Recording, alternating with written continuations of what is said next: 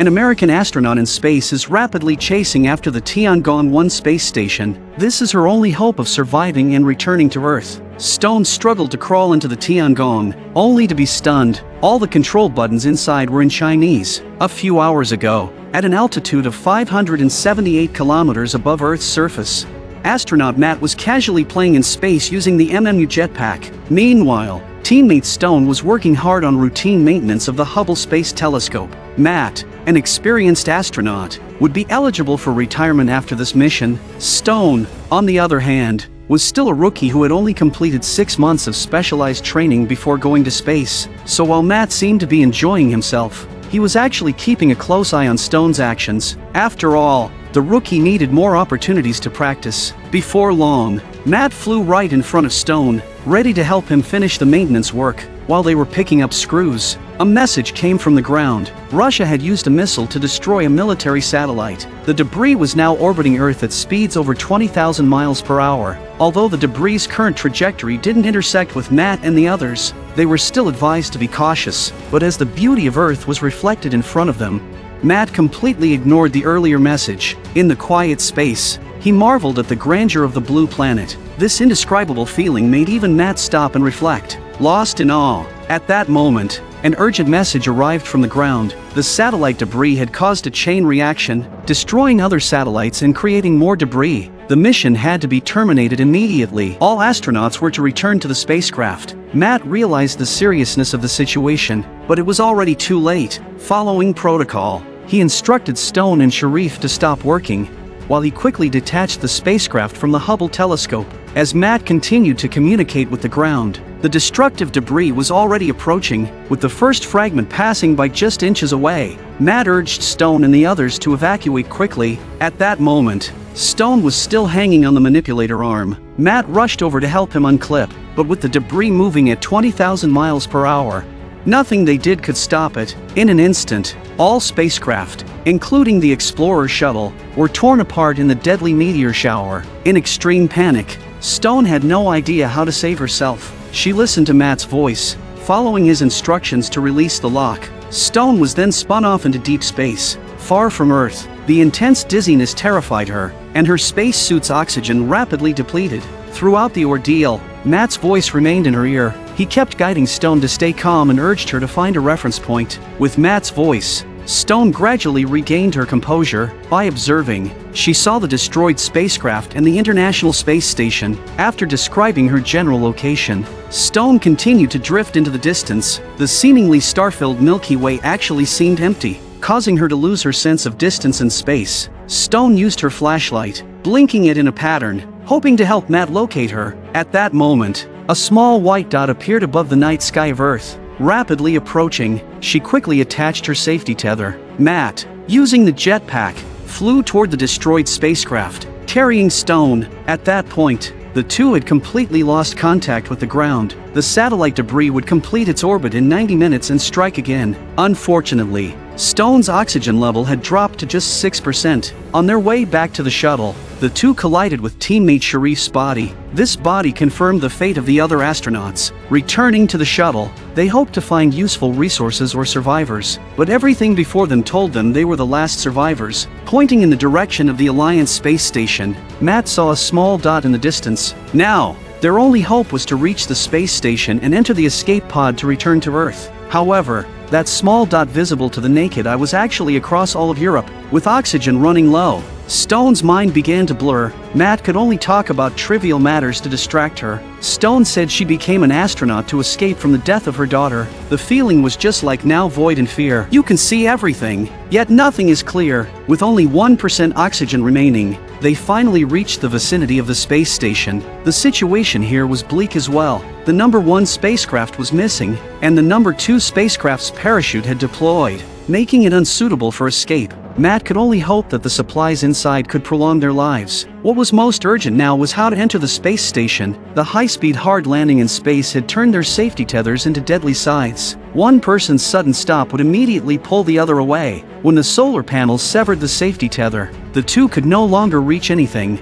Just as Stone was about to drift away from the space station, her leg got caught in a floating parachute rope, and the continued entanglement brought her to a stop. As Matt flew by, Stone managed to grab the safety tether in that brief moment, but the force from Matt's pull began to make Stone slip off the tether. To ensure Stone's survival, Matt was willing to sacrifice himself. He unhooked himself, sending Stone back to the station. Stone didn't waste the opportunity and successfully grabbed the space station. Matt, drifting into deep space, quickly became a white dot. Even so, he continued to guide Stone on how to save herself, as if he had no fear of death. It was this extraordinary calmness that allowed Stone to focus and find the escape pod. At that moment, the carbon dioxide level in Stone's helmet had reached critical levels. She had no room for error. With Matt's guidance, Stone reached the pod's door while Matt drifted several kilometers away. When the radio connection was lost, Matt was still marveling at the beauty of the sun over the Ganges. Stone felt an intense pain in her heart, but she knew that to save Matt, she first had to save herself. As the pressure was released from the pod, Stone was almost thrown out. Just before passing out, she gritted her teeth and crawled inside. Sealing the hatch, Stone quickly released the oxygen and held on for the final few seconds. She removed her helmet and breathed in deeply. Then, she removed her gloves, took off her shirt and pants, and relieved herself of all restraints. Stone greedily soaked in the sunlight. Like a newly born fetus, she embraced the new life ahead. Inside the space station, Stone immediately searched for the communication equipment, completely oblivious to the flames that had started to float. After several failed attempts, Stone couldn't get a response from Matt. Through the round table, Matt was already so far away that he was nearly invisible. Whether Matt was alive or not, he was already gone. Just as Stone felt sorrow, a fire alarm went off in the space station. Seeing the flames spreading, Stone immediately grabbed the fire extinguisher without thinking. The powerful recoil knocked her out briefly. When she woke up, she tried again. Stone realized that extinguishing the fire was no longer an option. She grabbed a fire extinguisher and quickly fled. After closing the hatch, Stone hid inside the Alliance 2 spacecraft. She knew very well that the space station would explode soon. Taking out the operation manual, Stone had to quickly learn how to detach the spacecraft. Fortunately, she pressed the right button, and the pod successfully detached, floating away from the space station. With 7 minutes left until the debris rain arrived, she used the gas cylinder to try to leave the debris' path. However, the tether connected to her pulled her back. If they collided with the space station, all their efforts would be in vain.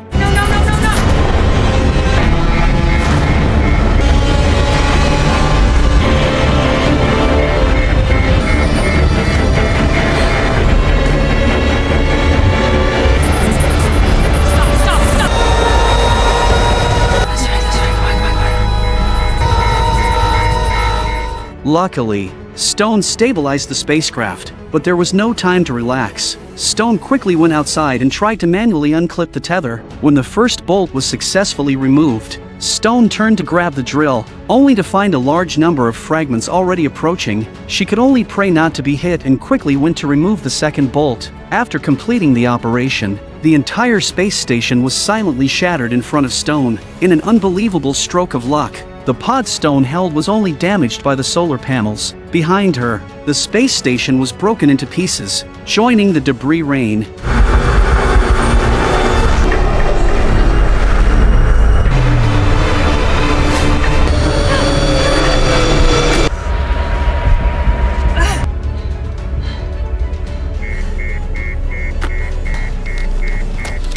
After re-entering the capsule, Stone set the timer for the next round of debris showers, then aligned the spacecraft with the Tiangong-1 space station using the system device. However, what made Stone despair was that the Alliance 2 spacecraft had already run out of fuel. This meant that Stone's final fate would be to become a lifeless body on this planet. In this absolute vacuum, Stone let out a helpless wail. No matter how high the volume, it couldn't travel even a meter. As the porthole began to freeze over, she finally opened the radio, hoping to make contact with the ground. But after trying for a long time, the radio signals from this Arctic Inuit circle were futile. The inability to communicate dashed any remaining hope and plunged her into despair. But at the same time, she felt an inexplicable sense of comfort. The idea of falling into eternal slumber amidst human listening didn't seem so unbearable after all. Tears floated in the weightless cabin, and Stone closed the oxygen valve, preparing to quietly await the arrival of death. At that moment, Matt suddenly appeared outside the window. He opened the hatch,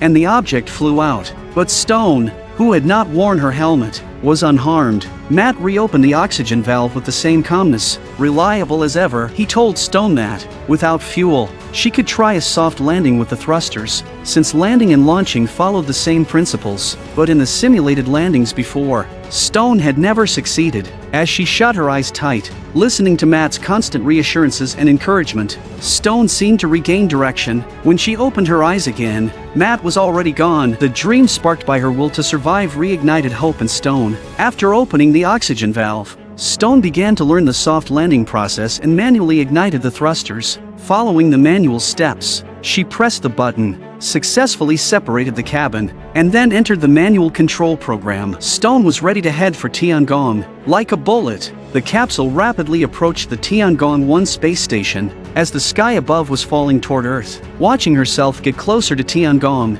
there was no hesitation this time. Using the fire extinguisher, Stone slowly stabilized her position and flew toward the falling sky. Once her speed slowed, she didn't catch anything in her path. With the space station accelerating towards her, the thrusters no longer had any energy to adjust her position. She had no choice but to throw the fire extinguisher away. Using the force to push herself toward the top of the space station, after many struggles, she finally reached the hatch. At this moment, the third debris shower caught up with her. As Tiangong continued to fall, the space station began to disintegrate, and with the buttons all in Chinese, Stone could only rely on memory and the button positions for similar functions to initiate the separation process. After successfully starting the separation countdown, all she could do was pray. Under the influence of gravity, the space station began to disintegrate as it entered the atmosphere, with friction causing each part to burn red hot. In the intense spin, Stone pressed the separation button. Clusters of rapidly falling steel fireballs streaked across the vast Earth like meteor showers. Taking Stone's return capsule,